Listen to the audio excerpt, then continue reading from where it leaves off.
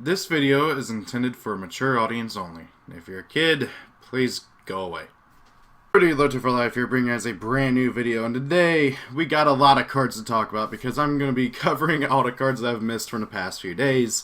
I really can't wait to talk about these because there's been quite a few interesting announcements, including a new Dragonmaid and Invoked fusion monster, which color me surprised. I was not expecting either. But first things first, though, I want to cover two other things real quick. First and foremost, the extra deck rules update, like where we can actually, play Yu-Gi-Oh! Like you used to be able to, is coming to the TCG on the same day as OCG, okay? We will get that April 1st, 2020. I can't wait. I've already got like a million different deck ideas that I really want to test out and play, so I hope you guys are excited for that. It's going to be awesome. And then also, recently we had the 6-year anniversary of my channel starting. It was on the 20th. And I completely forgot. That being said, I do want to do something fun for y'all. I always like to do something cool on the anniversary of my channel. And this year, I want to do a Q&A. I've always wanted to do one of these. So if you have any questions whatsoever, it can be about anything. It doesn't have to be Yu-Gi-Oh, but you can ask me anything you want, as many questions as you want. Just go over to the community tab and comment on my post on there. I'll leave a link to that down below so you guys can find it easy. So, getting on with the cards, let's talk about the first cards from the new Limited Pack 2020. So the Limited Pack 2020 is a special pack that's being handed out at Jump Festa 2020, which actually is the Festa that they had for where they announced all the new stuff regarding Yu-Gi-Oh! 7s and all that fun stuff. So a lot of these cards were given out over there, and who knows when we're going to get them in TCG. I don't think there's anything super meta relevant here, but however, you never know, and that's one of the fun things about Yu-Gi-Oh! So first up, we got Dazzling Lunar Dragon Celagria. I really like the artwork of this. It looks beautiful. Like, seriously, oh my god. Wish I could see it a bit better, but oh well. It's a level 6 Light Dragon effect monster, 2400 attack, 1000 defense. Oh, Monarch stats. Holy crap. That's actually like really good. First effect, you can normal summon or set this card without tributing. If this card is normal summoned or set, by the way, it is written in its first effect. Its original attack becomes 1500.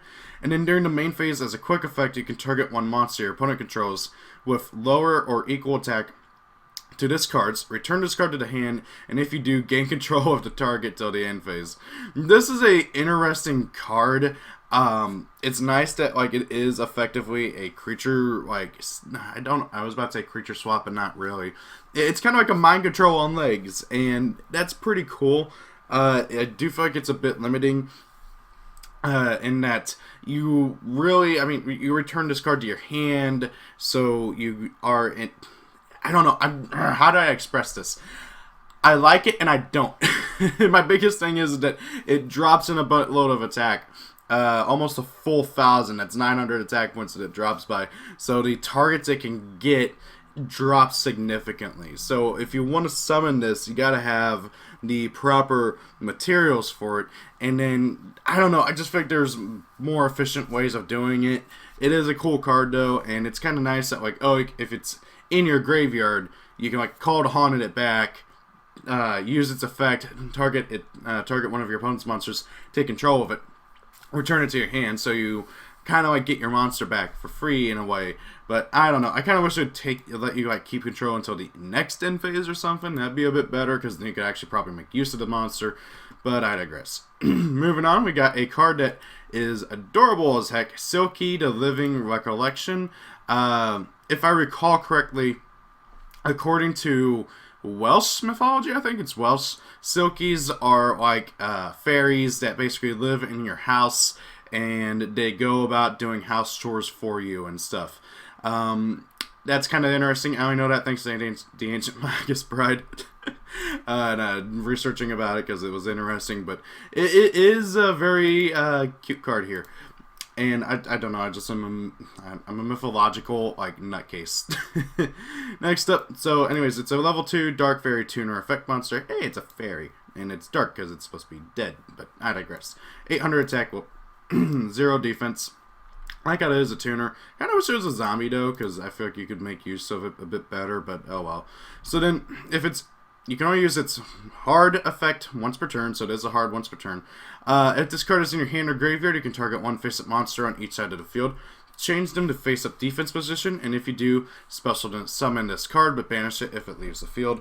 This is a pretty good effect overall. If I have like one issue, is that if your opponent has nothing but link monsters, or like the main monster you would want to like switch to defense as the link monster, but you can't because of obvious reasons. I don't know. I feel like as the game is now, with how predominant links are in the game, it's not that crazy good. But however, I can see this being used in certain circumstances. Like heck, for instance, you can switch your guy to defense, and you can switch your opponent's like, I don't know, their freaking Thunder Dragon Colossus or something to defense. And of course Colossus has less defense than it does have attack power, so that could provide for an easier way to kill Colossus. Just something I'm kind of spitballing in my head right now.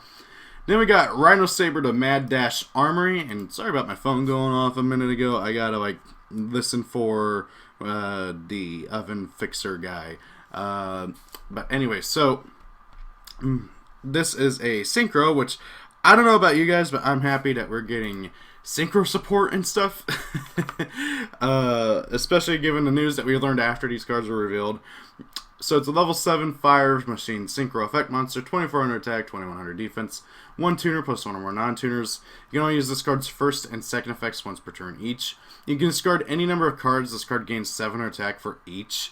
That can get pretty buffy, but like at the same time, I don't know, like discarding cards, unless like you're playing a deck that actually likes that, it's not going to be the greatest thing in the world. But however, that can be very abused in the right deck. Like, could you imagine discarding like 4 dangers and getting all their effects off and getting, oh god, well, how much attack is that? 4 times 27, 2800 attack buff on this thing. And then it's got a effect that kind of goes in tandem with that.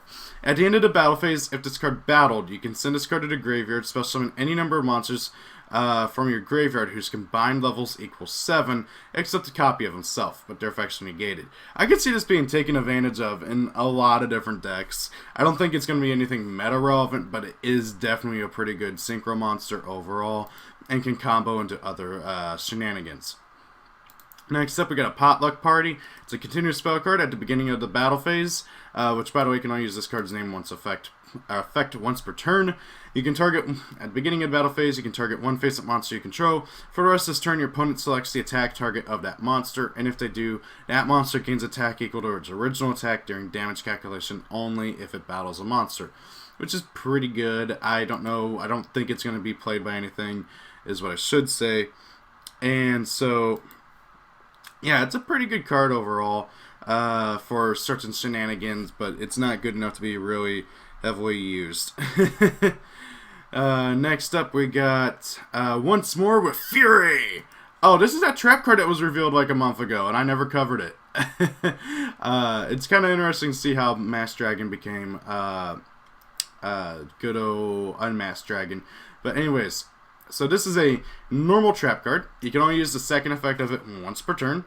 Activate this card by targeting one face-up monster your opponent controls. Treat this card as an equipped card that makes that target gain 500 attack and defense. And if you do, this card equip this card to that target. If this card is sent to the graveyard because the equipped monster leaves the field, draw 1 card if this card was not activated this turn. But if this card was activated this turn, apply the following effect instead. Draw 2 cards, then discard 1 card. So this is an interesting trap card. In order to really be able to make full use of it, you would have to like set it, wait a turn. Well, obviously, no, because it's a trap card. And then ideally, you would want to activate it during your turn so you can equip it to your opponent's monster, run it over by battle or something, and then draw 2, discard 1.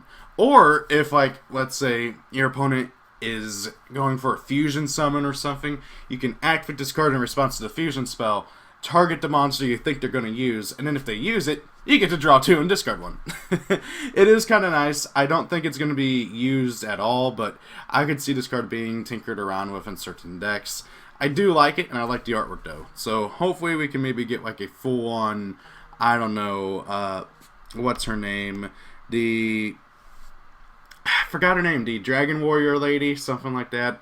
It'd be nice if we could get a full like archetype or something for her, because her story is interesting, and I kind of want more of that. Anyways, moving on. We got, if it will load, I don't know why it did that. We got some more of the, well, premium pack cards, and this should be the rest of them, which is pretty interesting. So, we got Altergeist Fees Alert. It's a level 4 water spellcaster effect monster.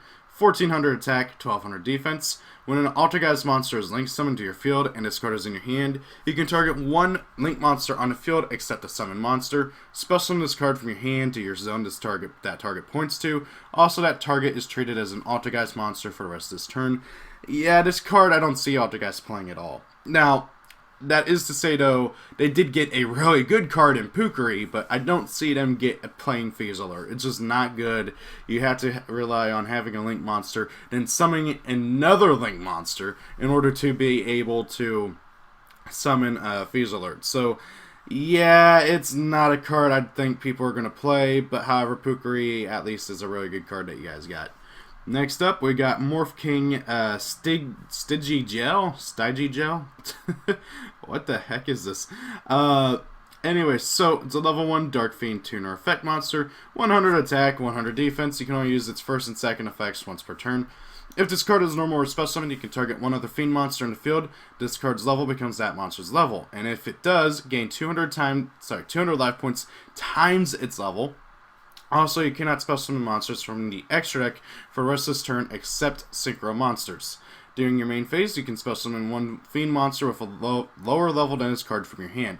So, initially when I saw this card, it was, I believe, before they announced all the like rule changes and stuff. And I thought, oh, that's cool. It's not going to be like played even in like the decks that they want you to play it in. But then they announced the new rules. I'm like, okay, this card's actually not half bad. Because you can 1-for-1 it out, target another fiend you control, make this thing become that monster's level, summon another dude from your hand, and then also, you know, be able to go for synchro plays and stuff. I think this card could actually see some play now, thanks to the rule changes. So, I'm pretty happy. Next up, we got Burning Soul. Obviously, this is intended for a Red Dragon Archfiend deck, so it's a quick play spell card. You can only activate one card with this card's name per turn. If you control a level 8 or higher Synchro monster, add one card from your graveyard to your hand, except a copy of Burning Soul. And if you do, immediately after this effect resolves, Synchro summon one monster using monsters you control as materials. For the rest of this turn, after this card resolves, your opponent cannot target Synchro monsters on the field with card effects.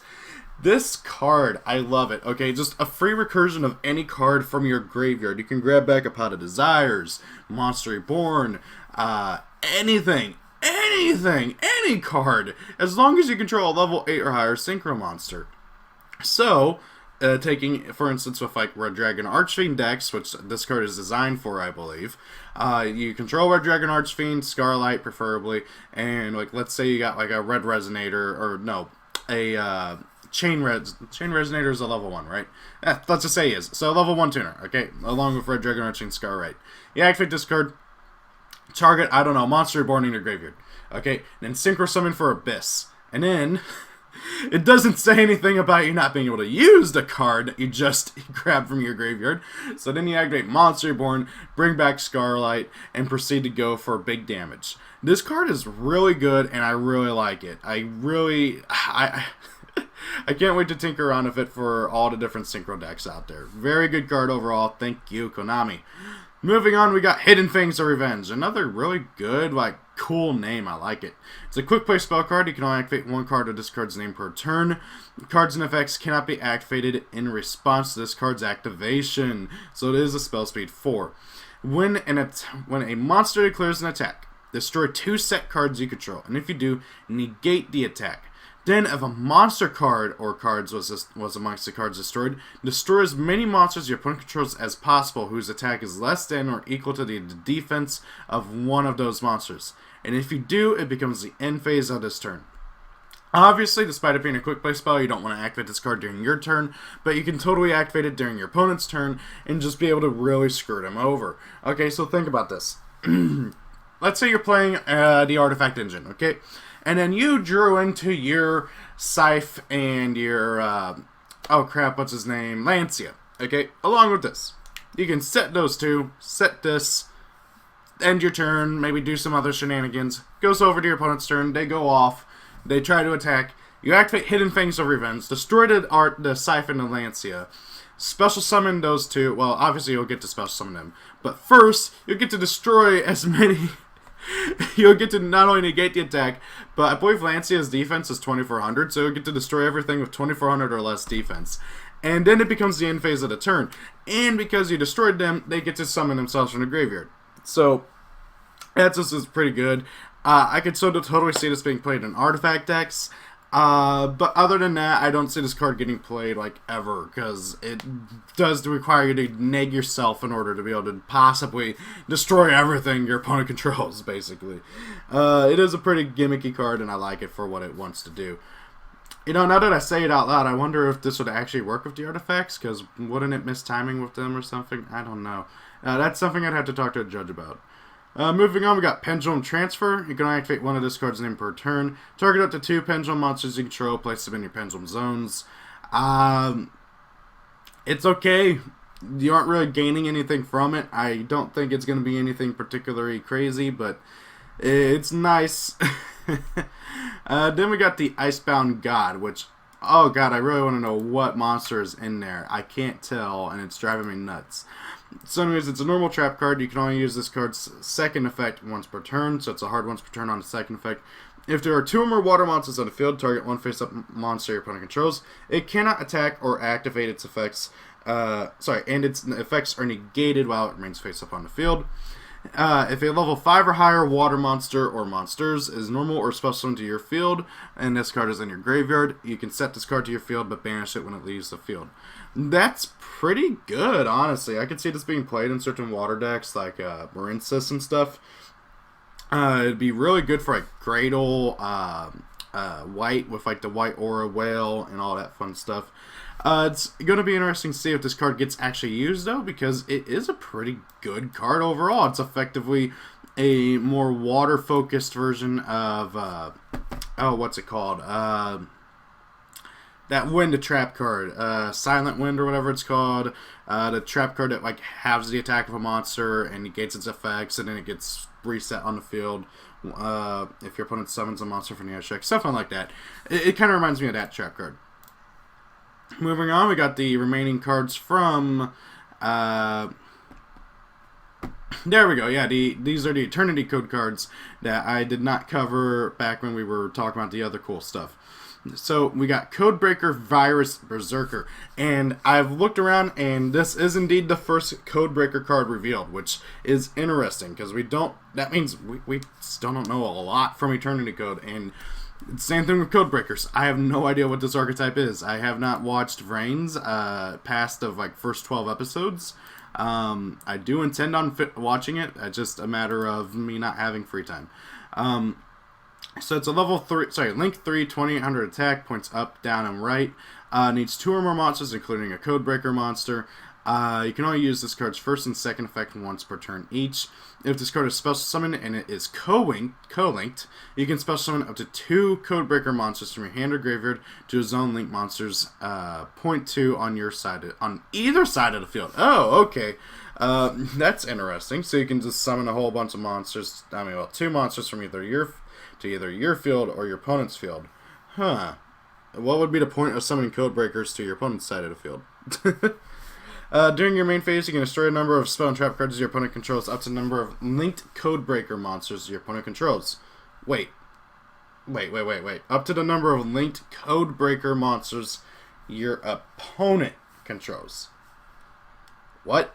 So, hang on. You want to have Codebreakers on your side on your opponent's side of the field? I don't get it. I really don't get it.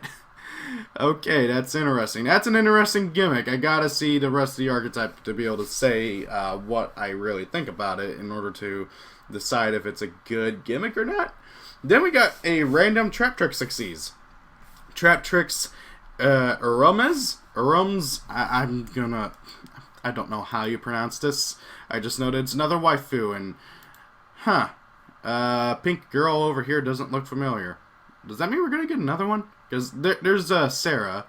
So who's this? I don't recognize the pink trap tricks. Enemy associates an Earth, Insect, XYZ, Effect Monster, 2200 attack, 600 defense. Needs 2 or more level 4 monsters to go into, so theoretically if you have like 4 of them you can make her with relative ease. Well, you can make her with like 4 monsters. You can only use this card's name's second and third effects once per turn each.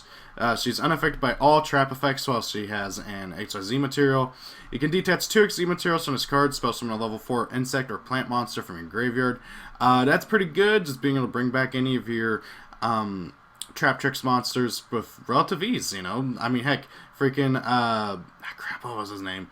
Morello will just be able to destroy a spell trap card, and if you summon like Diancie or whatever it's called, you can then bring back a trap card from your graveyard. So that's a pretty good card effect overall. Kind of wish I could bring back the Xyz or the Link, because that'd be amazing. If your card effect makes an opponent's monster leaves the field and sends it to the graveyard or banishes it, you can detach 1 material from this card, then target one of those monsters, spell summon it to your side of the field. And what makes this even more interesting is, while yes, this is clearly intended to work with, you know, trap holing your opponent's monsters, you can also trigger it off of, like, Raigeki or, you know, freaking Smashing Ground. I don't know. But you get what I mean. You trigger it off of the other card destruction effects, which is pretty interesting. I like that. That's cool. Then we got over here, if it'll load, some Master Guide 6 promos. These are promos for Master Guide being released in Japan, and they are At Ignister Sword and At Ignister Shield. We got Pokemon Sword and Shield going on. Are we going to get At Ignister Gun too? So we got Gisari At Ignister, which, by the way, I'm happy we're getting more At Ignister support.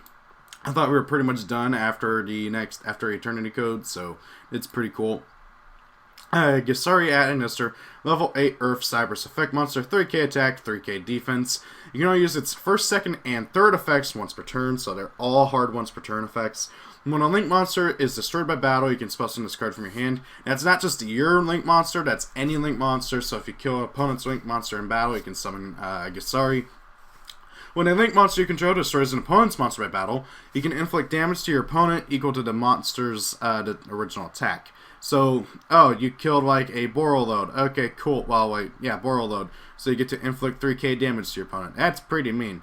When an attack is declared involving a Link monster you control an opponent's monster, you can banish this card from your graveyard. Each battering monster's attack becomes 3,000.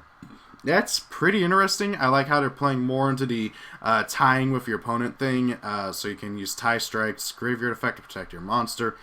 Overall, an interesting card. I don't know if At Ignister is going to play this or not, mostly because he is kind of stuck in your hand until you can run something over in battle, which can be a bit bricky. So, don't know if he's going to get played, but still a very interesting card nonetheless. Now, Gachiri At Ignister over here, the level 8 Earth Cyberus effect monster, 0 attack and 3k defense. This is a card I can actually see getting played here. So, you can only use its first and third effects once per turn each.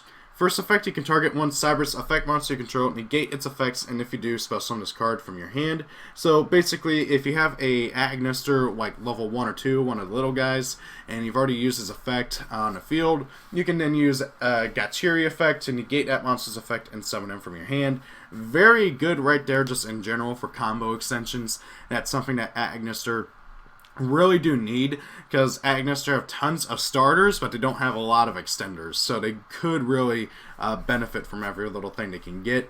Each Cyberus monster you control cannot be destroyed by card effects once per turn. That's pretty nice, although honestly you're probably just going to link this guy off, so I don't know if you're really going to need it, but hey, it's there. And then if this card is sent from the field to the graveyard, you can target one face-up monster your opponent controls. It becomes unaffected by your opponent's card effects until the end of your opponent's turn. You can target one face-up monster you control. It becomes unaffected by your opponent's card effects until the end of your opponent's turn, as long as it is face-up. That's pretty good. I mean, heck, you can target like your big guy, what's his face, the Dark Templar At Ignister, make him unaffected. I like it. These guys are pretty cool. What's really interesting is that since they're level 8, you can now theoretically make like Titanic Galaxy in the deck.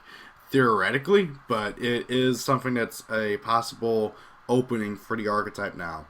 and it'll be interesting seeing what Konami gives the archetype going forward.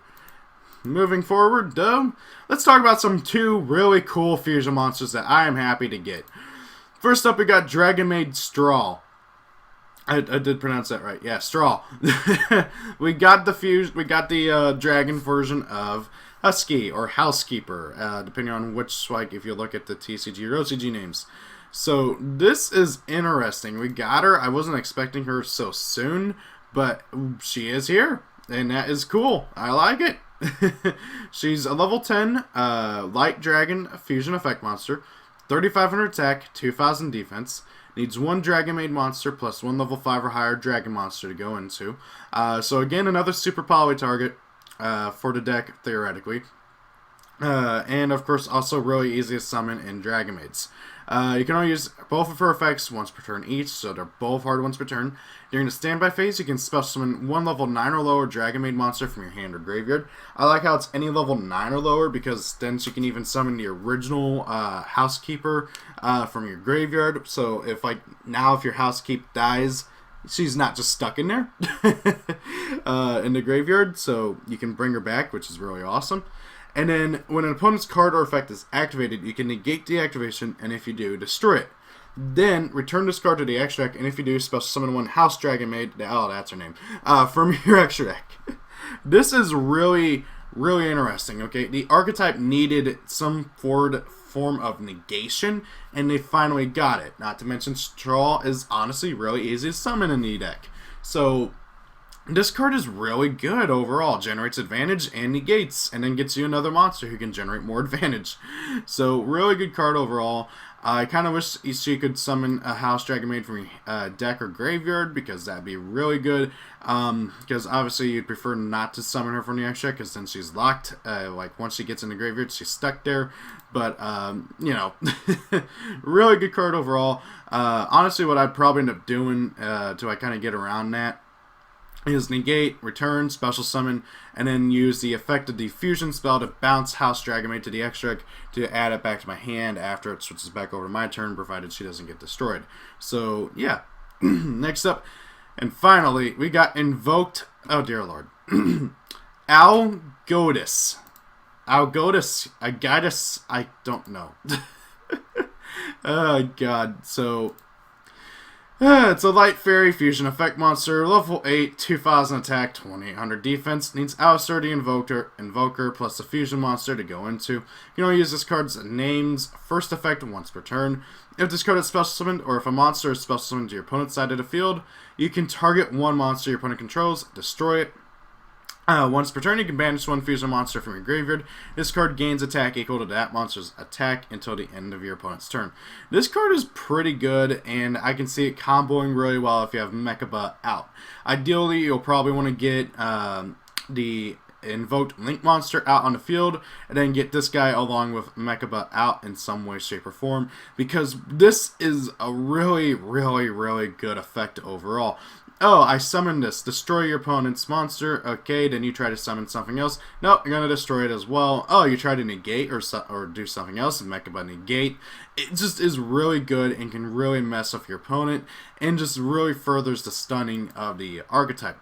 Not to mention, you can banish 1 of your fusions to pump its attack up even more, since it does have a measly 2,000 attack, but it's got a pretty beefy 2,800 defense. So, this card overall is a really good fusion monster, and I think that instant fusion is going to become an even more integral part of the archetype now, because you could just instant fusion out like Caligula or something, fuse him off for Algides, and then just continue on from there. Overall, these are like the 2 cards I'm most excited to mess around with, but also the Trap Tricks and of course the Agnes or stuff I want to tinker around with. I'm really curious to see where Codebreakers are going to go. I don't understand what's up with the whole, giving your opponents monsters thing, but hey, we can see what happens with that. It's going to be interesting going forward. What do you guys think of these cards? Thank you all for watching. Have a great day. Rate, comment, and subscribe. And hey, maybe consider being a channel member if you want to. It goes a long way to helping me. Thank you all for watching the video. Have a great day. If it's your birthday, happy birthday. Rate, comment, and subscribe. And see y'all later.